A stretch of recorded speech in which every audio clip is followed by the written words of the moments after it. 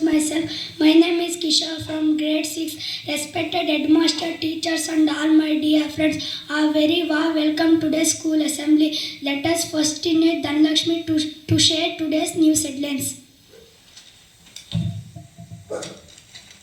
ಮಂಗಳವಾರ ಫೆಬ್ರವರಿ 17, 2026 ಪ್ರಜಾವಾಣಿ. ಶಾಸಕ ಸುಬ್ಬಾರೆಡ್ಡಿ ಅನರ್ಹ. ಕಡಲೆ ದರ ಕುಸಿತ, ರೈತರಿಗೆ ಸಂಕಷ್ಟ. ಸಾಮೂಹಿಕ ಅತ್ಯಾಚಾರ, 3 ಮರಣದಂಡನೆ. ಶಾಲಾ ಕಟ್ಟಡದಿಂದ ಜಿಗಿದು 10ನೇ ತರಗತಿ ವಿದ್ಯಾರ್ಥಿ ಆತ್ಮಹತ್ಯೆ. ಟೆಂಟಾಕಲ್ ಬೇಲಿ ಕಾಮಗಾರಿ ನಿಧಾನಗತಿ. ಅರಣ್ಯ ಇಲಾಖೆಯ ಕಚೇರಿಗೆ ಮುತ್ತಿಗೆ. ಸೋಮೇಶ್ವರ ಸ್ವಾಮಿಯ ರಥೋತ್ಸವ. ಬೇಸಿಗೆ ಕುಡಿಯುವ ನೀರಿಗೆ ಇಲ್ಲ ತೊಂದರೆ. 4,886 ದರದಲ್ಲಿ ರಾಗಿ ಖರೀದಿ. ಮಾನವನಿಂದಲೇ ಪರಿಸರಕ್ಕೆ ಹಾನಿ. ಕೋರ್ಟ್ಗೆ ಬಾಂಬ್ ಬೆದರಿಕೆ. ವಿಸ್ತೃತ ಪೀಠಕ್ಕೆ ಪ್ರವೇಶ ವಿವಾದ. ಪ್ರಿಯಾಂಕ್ ಮಾತಿಗೆ ಪರ ವಿರುದ್ಧ ಧ್ವನಿ.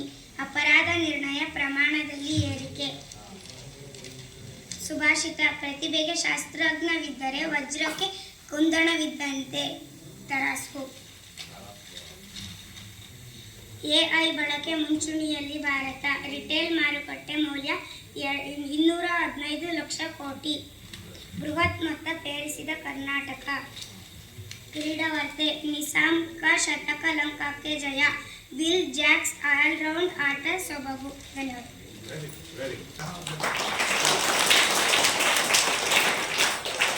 Thank you so much, Dhanlakshmi. Next, I invite Shravani to present thought. Thought for the day. Silence and smile are two powerful tools. Silence to solve the problem, smile to avoid problem. Thank you. Thank you so much, Shravani. Next, I invite 6th standard prayer activity. Explain about the Dr. Sarvapalli Radhakrishnan. Sarvapalli Radhakrishnan was a great philosopher. He served was first Vice President of India. He was born on 5 September 1888 on Tirupati, Tamil Nadu. His father's name was Sarvapalli Veeraswamy. His mother's name was Sitama. Radhakrishna was a brilliant student. He is awarded Bharata Ratna 1954. His birthday was celebrated every year, Teachers' Day. He is died on 17th April 1975. Thank you. ಎಲ್ಲ ಇದ್ದು ಬದುಕುವುದು ದೊಡ್ಡದಲ್ಲ. ಏನು ಇಲ್ಲದೆ ಬದುಕಿ ತೋರಿಸ್ತೀವಲ್ಲ, ಅದೇ ನಿಜವಾದ ಬದುಕು. ಕಲಿಯುವ ವಿದ್ಯೆಯಲ್ಲಿ ತುಸು ಕಮ್ಮಿ ಆದರೂ ಪರವಾಗಿಲ್ಲ, ಆದರೆ ಕಲಿಯುವ ಸಂಸ್ಕಾರದಲ್ಲಿ ಕೊಂಚವೂ ಕಮ್ಮಿ ಆಗಬಾರದು. ಅಕ್ಷರ ಕಲಿತ ವ್ಯಕ್ತಿ ಭ್ರಷ್ಟನಾದರೂ ಆಗಬಹುದು, ಆದರೆ ಸಂಸ್ಕಾರ ಕಲಿತ ವ್ಯಕ್ತಿ ಎಂದೂ ಭ್ರಷ್ಟನಾಗಲ್ಲ. ಒಂದು ದಿನ ಕಾಗೆ ಹೇಳ್ತಂತೆ, ಉಸಿರಿದ್ದಾಗ ನನ್ನನ್ನು ಕಂಡರೆ ಓಡಿಸುವ ಮನುಷ್ಯರು, ಉಸಿರು ನಿಂತಾಗ ನನಗಾಗಿಯೇ ಕಾಯುವರು. ಎಲ್ಲದಕ್ಕೂ ಕಾಯಬೇಕಷ್ಟೇ.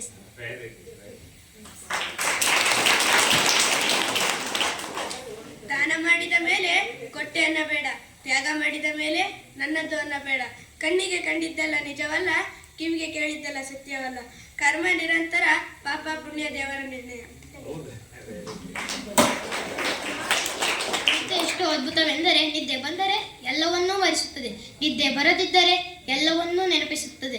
ಜವಾಬ್ದಾರಿ ಇಲ್ಲದವನು ಬೆಳಿಗ್ಗೆ ಏಳಲು 100 ಬಾರಿ ಯೋಚಿಸುತ್ತಾನೆ, ಆದರೆ ಜವಾಬ್ದಾರಿ ಇದ್ದವನು ನಿದ್ದೆಯಲ್ಲೂ ಎದ್ದಿರುತ್ತಾನೆ. ಧನ್ಯವಾದಗಳು. Answer paper white, question paper tight. ಓದಿಲ್ಲ ನೈಟು, ಪಾಸ್ ಆಗ ಡೌಟು. ಧನ್ಯವಾದಗಳು. ಜೀವನದಲ್ಲಿ ಒಂದು ನೆನಪಿಟ್ಟುಕೊಳ್ಳಿ, ನಿಮ್ಮನ್ನು ಯಾರೇ ಕೈ ಬಿಟ್ಟರೂ ಮೊಬೈಲ್ ಮಾತ್ರ ನಿಮ್ಮನ್ನು ಕೈ ಬಿಡುವುದಿಲ್ಲ. Thank you. ಶೀರ್ಷಿಕೆ: ಅಮ್ಮ. ದೇವರು ಕೊಟ್ಟ ಅತ್ಯುತ್ತಮ ಕೊಡುಗೆ ಎಂದರೆ ಅಮ್ಮ. ಅವಳಿಗಾಗಿ ನಮ್ಮ ಜೀವನದಲ್ಲಿ ಹೆಚ್ಚಿನ ಪ್ರಾಮುಖ್ಯತೆ ಇದೆ, ಏಕೆಂದರೆ ಅವಳಿಲ್ಲದೆ ನಮ್ಮ ಜೀವನ ಸಾಧ್ಯವಿಲ್ಲ. ಅವಳು ನಮ್ಮನ್ನು ಈ ಜಗತ್ತಿಗೆ ತರುತ್ತಾಳೆ. ನಮ್ಮ ಜನನದ ಸಮಯದಲ್ಲಿ ಅಸಹನೀಯ ನೋವನ್ನು ಅನುಭವಿಸುತ್ತಾಳೆ. ನಮಗೋಸ್ಕರ ನೋವನ್ನು ಸಹಿಸಿಕೊಳ್ಳುವ ಮೂಲಕ ನಮಗೆ ಜನನ ನೀಡುತ್ತಾಳೆ. ತಾಯಿಯೇ ಮೊದಲ ಶಾಲೆ, ತಾಯಿಯೇ ಶಿಕ್ಷಕಿ ಹಾಗೂ ಮಗು ತನ್ನ ಜೀವನದಲ್ಲಿ ಹೇಳುವ ಮೊಟ್ಟ ಮೊದಲ ಪದವು ಸಹ ಅಮ್ಮ ಅಥವಾ ತಾಯಿ. ಅಮ್ಮನ ಬಗ್ಗೆ ಪದ್ಯ ಕವಿತೆ. ನೀನು ನನ್ನ ಜೀವಕ್ಕೆ ಉಸಿರು ಕೊಟ್ಟ ದೇವತೆ, ನನಗೆ ಪ್ರೀತಿ ಸಹನೆಗಳಿಂದ ಬದುಕಿನ ಪಾಠ ಕಲಿಸಿದ ಮಾತೆ. ನೀ ಸದಾ ನಗುತ್ತಿದ್ದರೆ ಬರಲಾರದು ನನಗೆ ಯಾವುದೇ ಕೊರತೆ. ಅಮ್ಮ, ನಿನ್ನ ಪಾದಕ್ಕೆ ಸಮರ್ಪಿಸುವೆ ಈ ನನ್ನ ಪುಟ್ಟ ಕವಿತೆ. Thank you.